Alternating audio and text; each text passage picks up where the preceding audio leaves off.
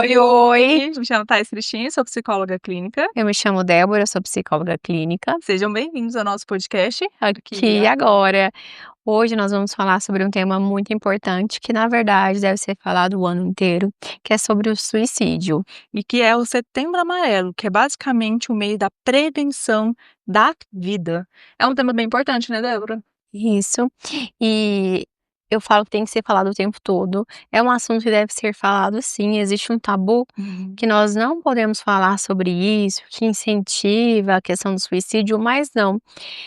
O falar, conversar a respeito desse assunto esclarece. É muito interessante falar sobre a prevenção também. E queira ou não, né, gente, o Setembro Amarelo, ele foi um mês que a gente colocou em conscientização, até pra gente falar mais sobre o assunto e evitar isso que a Débora trouxe, os tabus. Porque muitas vezes dá uma impressão que se a gente falar sempre sobre esse tema do suicídio, vai levar as pessoas a cometerem mais essa ação. Mas Sim. é o contrário, quanto mais a gente fala, é mais fácil a gente perceber os sinais, né, aquelas pessoas que a gente convive, nas nossas relações. Ao mesmo tempo, é mais fácil a gente, alertar o próximo quando a gente perceber um breve sinal ali também. Então, assim, falar sobre o assunto não leva a pessoa a fazer esse ato, mas sim a preservar, a pensar, a evitar, né. Isso, e na verdade a pessoa quer se livrar da dor, é uma dor profunda.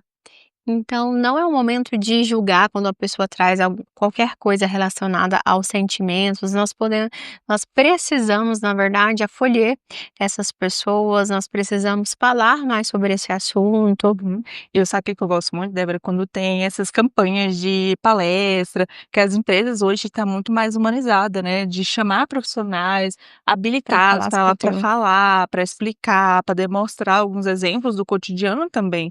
Então, quanto mais a gente fala, melhor vai ser a forma da gente cuidar do outro também, porque basicamente a gente está falando de um autocuidado mental. Isso. E uma outra questão importante de reforçar é que cada ser humano é único, então, as pessoas podem apresentar comportamentos diferentes, mas Uhum. normalmente quando uma pessoa está em sofrimento, principalmente quando a gente é mais próximo dessa pessoa, a gente percebe algumas mudanças de comportamento, por exemplo, isolamento, muitas pessoas verbalizam e muitas vezes as pessoas não levam em consideração porque acham: "Ah, se a pessoa falou, tá tudo bem". Não, às vezes as pessoas dão sinais, às vezes elas verbalizam tamanho sofrimento que São estão sinais também, né, Débora, vivenciando. silenciosos, por Sim, exemplo, o cansaço, uma irritação em extremo. excesso, né. Vamos pensar, uma forma de lidar com sintomas que antes parecia meio que normal, só que a gente está percebendo que está um pouco desproporcional para aquela pessoa, para aquele ambiente também. Mas e como que esse Setembro Amarelo surgiu? Por que Setembro Uhum. Amarelo? Muito boa essa pergunta, Débora, porque o Setembro Amarelo, ele surgiu lá nos Estados Unidos em 1994, com um jovem chamado Mike M. O Mike, ele nas histórias que a gente pesquisou, que a gente foi aprofundando um pouco mais, lá eles traziam que ele era uma pessoa normal, que trabalhava, que tinha bons amigos, boas relações, não era uma pessoa triste, uma pessoa companheira, que participava de tudo. E aí eles trazem que do nada, e a gente sabe que não é do nada, né, Débora, Sim. ele tirou a própria vida. Então o que que eles foram identificar? Que ele estava passando por um processo de depressão, e ele não tinha compartilhado com ninguém, ninguém percebeu os sinais, talvez, que ele estava emitindo ali naquele momento, e ele tirou a própria vida. E aí, em simbolismo a isso, eles fizeram um símbolo de um lacinho amarelo para Que é o colocar, símbolo, né? que é o símbolo, para colocar na roupa no dia do enterro dele. Porque o Mike, ele tinha um carro que ele gostava muito, que era o seu Mustang amarelo.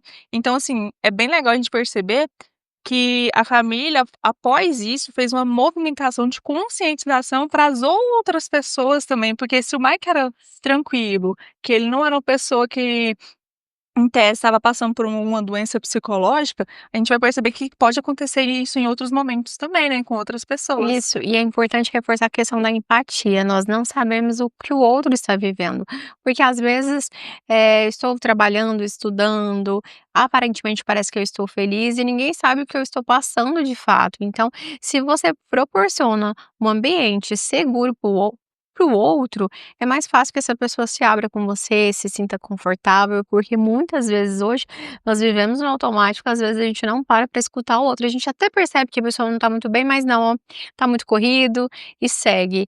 Então, é interessante esse olhar mais atento para o outro também. E que muitas vezes está muito ligado também a essa cultura do imediatismo, da gente sempre Sim, estar correndo, igual a Débora falou, tudo pra tão ontem. automático, é tudo para ontem, que eu não percebo a pessoa que mora comigo na minha própria casa, que mora ali, ou que dorme ali comigo, que lancha comigo, almoça comigo, eu não tô ali olhando, não tô olhando o olho da pessoa, só olhando Isso é no verdade. celular.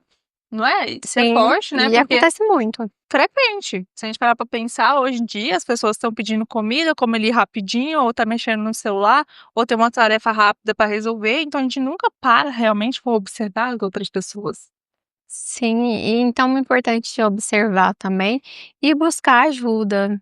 Você não precisa sofrer sozinho, busca ajuda. Nós temos profissionais capacitados, Uhum. psicólogos, psiquiatras, então tem muitos momentos que você precisa sim de uma ajuda de um profissional. Sim. Então, como que a gente pode trazer para o pessoal entender o que é ansiedade, como que a ansiedade aparece e quais são os sintomas para a gente trazer para eles também, talvez até uma base de pesquisa para buscar outro profissional, caso precise. Bom, eu gosto de falar que a ansiedade é comum para todos. A ansiedade não é uma coisa ruim, mas se torna ruim quando já é algo patológico. Ah, Débora, como que eu sei se é patológico ou não? Quando gera sofrimento. Já viu, às vezes, assim, se eu tenho um evento muito importante, às vezes, nossa, Débora, eu tô pensando nisso muito, mas tem um motivo. Mas às vezes eu começo a entrar em sofrimento, ter crises, né? Às vezes ali falta de ar, palpitação, um sofrimento extremo, um sofrimento psíquico. Então eu falo que toda vez que foge ali do normal e você se conhece, você sabe identificar isso, já é um momento de buscar uma ajuda para trabalhar essas emoções, porque o nosso corpo, se a gente prestar atenção, ele dá sinal quando alguma coisa não tá bacana ou quando eu tô, entrando ali em algum adoecimento. Eu posso até complementar, Débora, quando você me traz essa questão da ansiedade, que esses são sintomas que a gente vai banalizando, porque Sim, parece que todo mundo já tá ansioso, todo mundo tá nesse mesmo ritmo, mas não, cada um, o sentir, ele é muito particular. Então essa exatamente. pessoa que tá com essa crise de ansiedade, com um ataque de pânico, que gera até um pensamento distorcido, um Da pensamento realidade, né. intrusivo, que faz com que a pessoa não queira voltar a trabalhar, não quer, se isolar das suas Sair de relações, não quer casa. sair de casa, vai gerar o outro sintoma que é importante também, que é o da depressão, né. A depressão também é um transtorno psicológico que afeta, e eu trouxe até um dado para vocês, importante, né, sobre a OMS, que 90% dos casos, né, de 1 a cada 100 mortes no mundo ocorreram por suicídio, e isso representa mais de 70.000 pessoas por ano. Então o que que é uma depressão? A pessoa vai perdendo o brilho da vida, a cor, né. Ela Sim. vai se decepcionando, o humor vai rebaixando, outros sintomas vão aparecendo aqui, uma baixa autoestima, e aí parece que a vida não vale mais a pena, basicamente, né. Sim, e as pessoas começam ali a se isolar, nós reforçamos que cada pessoa é única, então nós estamos falando de forma geral, mas você consegue perceber quando tem alguma coisa que não tá legal, quando é uma atividade que você fazia com frequência, de repente tá muito mais difícil de fazer. Eu gosto de trazer aqui para vocês, que toda vez que a gente percebe ali no processo clínico, que uma paciente que sempre falou assim: "Nossa, Thaís, eu gostava tanto de fazer tal coisa, eu era boa Sim, nisso, me destacava em tal coisa, hoje eu tenho uma preguiça, um desânimo, não quer não me fazer de gera jeito mais nenhum. interesse, parece que é muito mais difícil do que antes". Isso aqui tá bem claro que pode estar sim sendo instalado um processo, depressivo, que se a gente não trabalhar naquele momento, vai gerar sim outros problemas na vida daquela pessoa. Então a gente fala que é silencioso, por que que é silencioso? Começa de uma forma que a gente acha que é normal, mas quando a gente vai ver no final, já causou um algo muito extremo, muito grande, né. Bom, Thaís, agora vamos para as dicas. Nós sempre falamos a questão do autoconhecimento.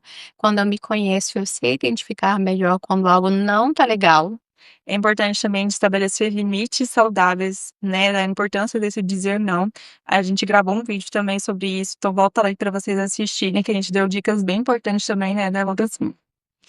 Outra questão também é um olhar atento também para o outro. Uhum. Talvez uma conversa pode salvar uma vida, um olhar atento, porque às vezes a pessoa está envolvida em tanto sofrimento, então pode fazer a diferença sim, Uhum. porque as vidas importam. Sim. Outro fator importante, a gente diminuir a conexão das redes sociais e se conectar mais ao social, que são as pessoas ao nosso redor. Igual a Débora falou, da gente ter esse contato olho a olho, de estar ali no ambiente e sentir presente, porque a presença é o que faz ser importante na nossa vida hoje, né, Débora? É, e às vezes eu nem percebo, mas eu tô conversando com uma pessoa e tô ali no celular. Acaba que minha atenção está sendo dividida. Então, às vezes, deixa o celular de lado, vai conversar, com uma pessoa que você gosta, que te faça bem. Uma outra questão também é leitura e tudo, tentando deixar o celular um pouco de lado. Sim, cuidar um pouco dessa rotina, de ter hábitos melhores, buscar se colocar em uma vida que você merece, que você acha que é importante. Eu sei que talvez nesse momento pode estar difícil, que tá tudo meio cinza, que você parece que não tem possibilidades alguma, mas a gente quer reforçar que tem sim, a gente pode procurar ajuda, né, Dana? Isso, e buscar fazer o melhor. Sem comparar com a vida do outro, mas o que que eu posso fazer?